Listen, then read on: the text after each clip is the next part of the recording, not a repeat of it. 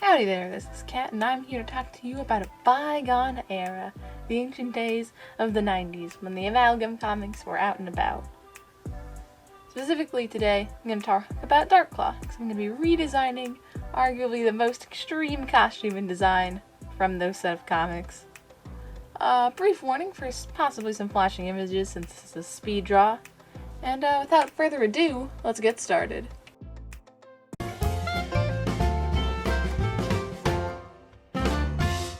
I like to get out my model first so I can put all of my gear and stuff on top of it without having to worry about, redrawing it every time, because I think that would be quite a lot of time used up on something I've already done. So I make my first model, gonna duplicate it a couple of times just so I can get all of my ideas out. You never know which one's gonna be your favorite. And what I find is that it is rarely ever the first idea that you come up with.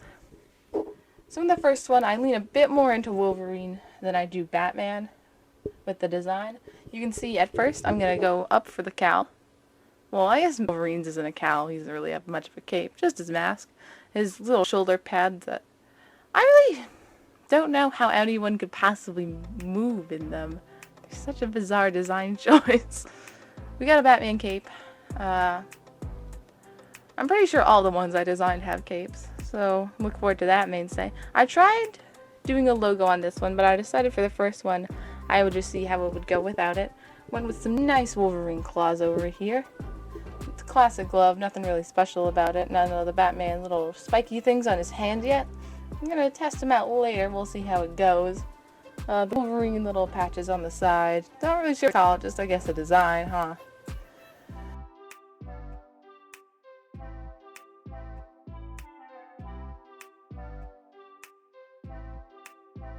Going in with the boots, I decided to go for the Wolverine boots. Because, I don't know, they look a lot cooler and spikier than Batman's, I suppose. With that, the first one's pretty much finished up. So let's see what I did for the second one. Going in strong with another Wolverine cowl. Since Batman and Wolverine both have the half face mask, I didn't change that at all. This time, yeah, see, I did the Batman spiky arms. And this logo is, so essentially, while I was looking at the Darkclaw comic, I was looking at his mask, and I was like, what if I turned that into the logo? And you might notice that his mask looks absolutely ridiculous. It's got so many little spikes. So I just turned it into his kind of new Darkclaw logo, and flattened it up a little so that it could stick on the chest. Claws again. You can't really do Darkclaw without the claws. I mean, that'd be kind of stupid.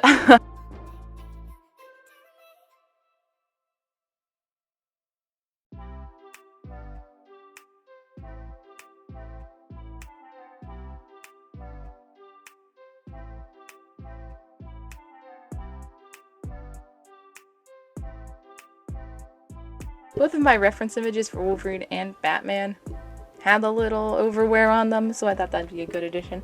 Kind of like if they both have the gloves that are very similar. They both have the underwear that's very similar. They both have the gloves that's very similar. They both have the outerwear that's very similar. And they both have a half face mask. So those are things I didn't really want to change it all up about them. And I actually really liked the second design. I just felt that there were some things I could do to make it a little better. Starting with changing up the Wolverine boots. So that now, look, Wolverine is a little bit more represented, especially because the cape really draws you more to a Batman sense. And the utility belt has Wolverine's little X on it from X-Men. And with that, we're done with our first set of designs.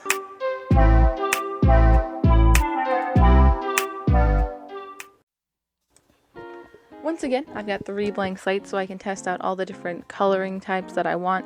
This first one, I really leaned into Batman a lot. There's not really anything about this that screams Wolverine. I mean, the utility belt's yellow, the colors are all Batman, blue, gray. So, I kind of knew this one couldn't be the final one, because it already leaned so much into Batman with like having a logo on the chest and everything. So I was really banking on the next one to make some progress here. I go with the Wolverine yellow in some places, the boots, the helmet, the logo again, even though Batman's logo has like a yellow outline to it. And I actually do like this design. I still think it's kind of too Batman, and I think there's something a little off about it. So I'm gonna go into the third design, despite the fact that I'm actually pretty happy with the second one, because it is important to test out everything before you really commit, you know? And I was having a hard time coming up with what to do with the last one for my colors that I wanted to test out, so I decided to just, like, the first one was almost completely Batman, this one was gonna be almost completely Wolverine. And almost immediately after I set down all that yellow, I thought that this one was definitely not it. I mean, it's so bright, and you know, his name is Darkclaw. The colors weren't exactly lending itself very well to the subject.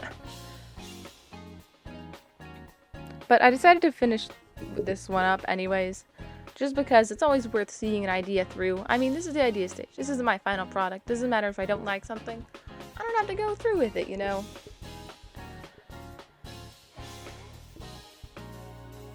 So, with that out of the way, I didn't really love any of them, but I did like the second one. So I just had to go back to it and see if there was something I could change. I looked up what Wolverine's boots look like, and I realized that the yellow wasn't on the outside. So I decided to change it up to actually match Wolverine. I wanted more yellow in the image to be more Wolverine-like, but at the end of the day, it's a little hard to do Darkclaw in super bright Wolverine colors, and not all Wolverine costumes are super bright, but my favorite one is. So with that, we're done here, you know? Introducing your new Darkclaw design.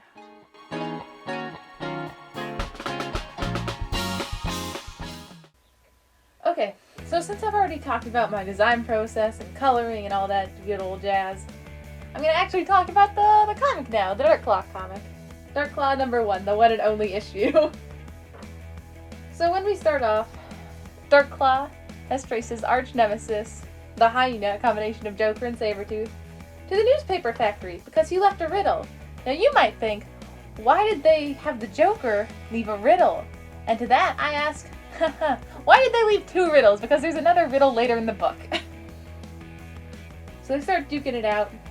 Darkclaw sidekick Sparrow, a Jubilee and Robin mashup, is also there. She doesn't really do a whole lot, to be quite frank.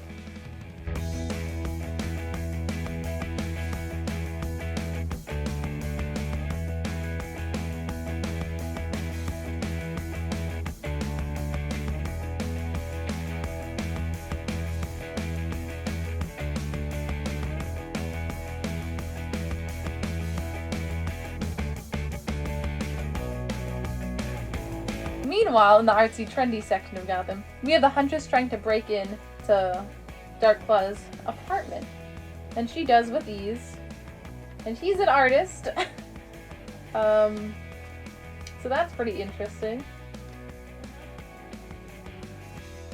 She looks around his apartment where a bunch of incriminating photos are, showing his entire life story. And then she finds his closet where all of his costumes are. And then he enters through the closet because that's where his secret entrance is. And then he's like, "You are the Huntress, Carol Danvers." And I was like, Carol Danvers got mixed up with the Huntress. There's not really a lot of mashup. It's mostly just Huntress being a blonde. Huntress tells Darkclaw that she figured out all of his stuff by reading his ultra file in the secret archives.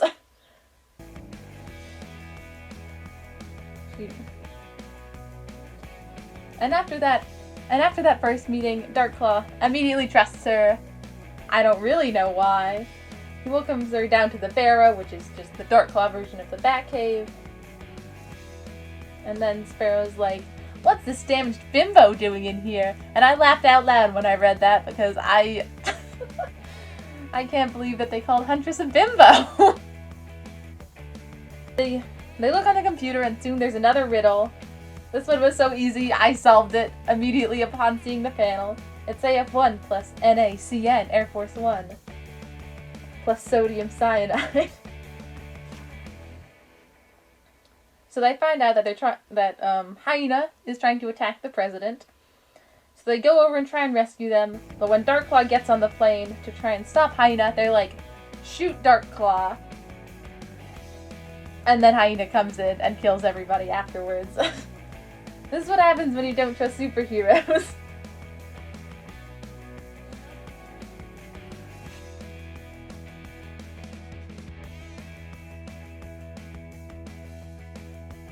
Hyena lets a gas go that is supposed to just poison the president, but Darkclaw makes a hole in the airship so the gas can fling out, as well as him and the hyena. So they go. Hyena has a parachute though, so he jumps out with ease, and Sparrow has to steer the entire Clawcopter over to catch him. And that's it. I know the Amalgam comics seem like very cheesy and like kind of like, oh, they're putting you like into the universe when this is like the only thing in that universe. But I mean, it's not the best. Some of the dialogue's pretty whack. Darkclaw calls people fools.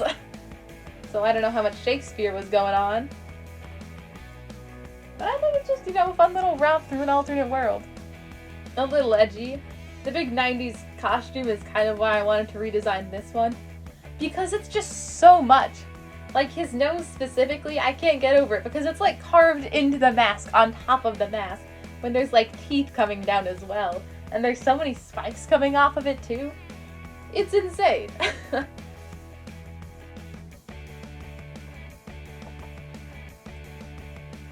I know I've made fun of this book a bit, but I don't know, I really do like it. Tiny Me kind of loved it, but that was because I didn't really understand how kind of awkward some of the dialogue is. But honestly, the art, I really kind of dig it. It's very 90s, it's super dark. And like I said, the costume is certainly some interesting choices. And I'm not saying I'm any professional costume designer. I just think it's perhaps a little extreme. But probably what they were going for anyways. I think it's fun to a little snapshot of the other world that could have been with Marvel and DC, so I think all of them are just fun concepts if you don't take them too seriously. But hey. I also think it's very funny that there's not really any Tim Drake personality in Robin for Jubilee or Sparrow. It's kind of just Jubilee in a Robin costume. She never uses her powers or anything, so I don't know if she has them or if it's just the Tim Drake no powers version. But I thought that was kind of funny too.